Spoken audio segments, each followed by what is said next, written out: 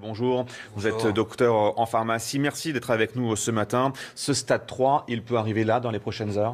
Il peut arriver dans les prochaines heures, tout à fait, car au niveau du stade 2, on parlait vraiment de clusters, de zones vraiment assez spécifiques. On parlait du Haut-Rhin, du Morbihan.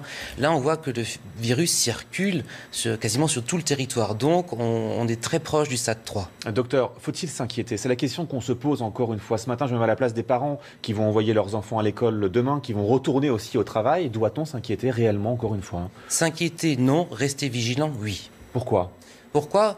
C'est les gestes simples de protection, bien se laver les mains, éviter de porter les mains à la bouche, mais de là à, disons, il ne faut pas frôler à l'hystérie, il ne faut pas s'inquiéter outre mesure. Restons vigilants, bien vigilants, mais pas s'inquiéter plus que de raison. Comment le virus peut s'amplifier? Peut-il muter? Comment peut-il évoluer dans les prochaines semaines, dans les prochaines heures même? De là à parler de mutation, non. Le virus peut, ça et là, un petit peu évoluer. On parle de légères modifications, mais de mutation, non. Parmi j'ai failli vous serrer la main tout à l'heure. Voilà, de C'est vrai. justesse, on a évité... C'est ça, et vous avez refusé. C'est facile de refuser ou pas? C'est pas évident parce que c'est vraiment ancré dans les mœurs de se saluer, de se faire la bise, de serrer la main. Mais c'est vraiment un geste qui est adopté, vraiment de se saluer de loin. Voilà, de se dire bonjour de loin, c'est largement suffisant à cette période d'épidémie. Justement, parlons aussi ce matin, et c'est intéressant pour les familles qui nous écoutent, des écoles qui seront fermées à partir de demain. On dit que c'est pratiquement 300 000 élèves qui sont concernés dans l'Oise et dans le Haut-Rhin. Docteur, lorsqu'on se croise dans la rue, on se frôle, on passe parfois à 1 mètre l'un de l'autre, et on se dit demain on ferme des écoles à partir de lundi comme ça pour 15 jours dans 2 départements. Alors bien sûr ce sont des endroits où il y a beaucoup de cas. Est-ce vraiment nécessaire? Je ne vous demande pas l'avis d'un politicien, mais l'avis d'un expert en santé ce matin. Alors déjà, c'est vraiment des cas qui sont vraiment isolés. On l'a dit, c'est vraiment les agences régionales de la santé qui, zone par zone, décident ou prennent non des décisions.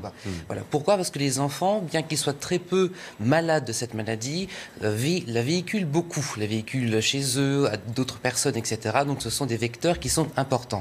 Donc par précaution, dans certains cas, il vaut mieux s'abstenir que d'envoyer ses enfants à l'école. Et docteur, si j'ai des enfants qui veulent aller voir leurs grands-parents justement ce week-end, ou si les grands-parents devaient garder les enfants qui ne vont pas à l'école, on évite, c'est ça aussi?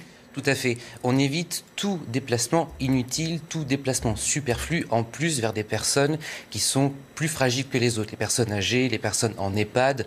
Voilà, vaut mieux faire ça par téléphone, par Skype, les saluer comme ceci. Ça permettra d'éviter potentiellement de leur apporter des virus, car ce sont des personnes qui sont plus fragiles que la population générale. On en reparlera dans quelques instants. Sur les écoles fermées, on va y revenir parce que c'est important pour les enfants et les parents qui nous écoutent ce matin.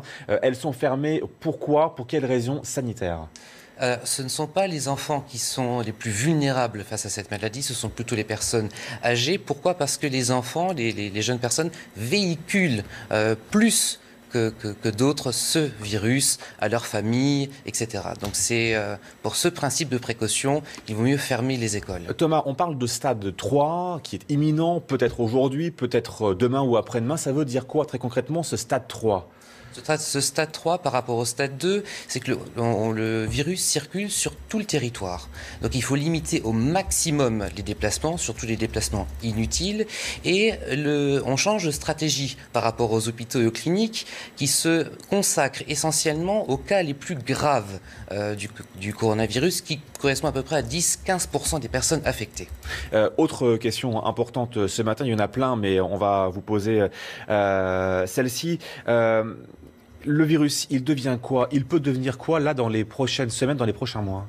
Le virus, il n'y a pas beaucoup d'inquiétude quant à une mutation. Il peut un petit peu bouger, un petit peu évoluer, mais ce sont des modifications qui sont minimes. Il n'y a pas de risque dans les prochains mois qu'il puisse muter ou donner un cas plus grave. Et alors, est-ce qu'avec l'arrivée du printemps, c'est ce que tout le monde se dit aussi, est-ce qu'il peut disparaître? C'est un peu une idée reçue. Malheureusement, non. Ce n'est pas avec l'arrivée des beaux jours qu'on peut, comme ça, du jour au lendemain, voir que le virus s'arrête. Il y a des virus qui circulent même en été, même quand il fait chaud. Donc, malheureusement, non.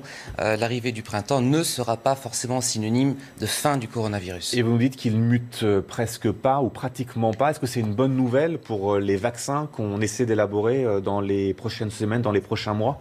Absolument, c'est une bonne nouvelle car d'ici maximum 8 à 10 mois, c'est le temps minimum qui est nécessaire pour fabriquer des vaccins. On pourra être muni de ce vaccin pour se prémunir de cette maladie. Donc tant mieux qu'il ne mute pas. Et puis enfin une dernière question, si j'ai une grand-mère qui a 85 ans qui me dit Thomas, je ne veux plus sortir de chez moi, j'ai trop peur, je lui dis quoi? Oui, tu restes chez toi ou elle peut sortir?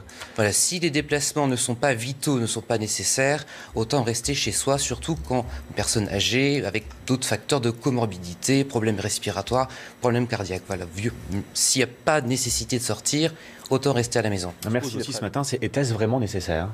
Alors ça devient nécessaire, pourquoi? Bien que les cas graves concernent plutôt les personnes d'un certain âge, les enfants, les jeunes personnes véhiculent beaucoup ce virus et du coup peuvent amener aux proches, aux parents, etc., peuvent amener ce virus. On voit aussi, on entend l'inquiétude du personnel de santé dans les hôpitaux, les médecins traitants aussi qui vont devenir vraiment première ligne lorsque le stade 3 va être enclenché. Peuvent-ils faire face? Peut-on faire face? A-t-on les moyens de faire face? Je pense aux masques qui manquent parfois, le gel hydroalcoolique dans certaines pharmacies. Voilà, peut-on faire face? Je pense que le maximum va être fait pour faire face. Justement, c'est pour ça que le plan blanc a été lancé. C'est quoi le plan blanc, justement? Le plan blanc, ça permet d'armer à la fois les cliniques et les hôpitaux de plus de moyens matériels, de plus de moyens humains pour justement s'occuper davantage des cas graves qui concernent juste 10 à 15% des personnes infectées et se concentrer sur ces personnes-là. Merci.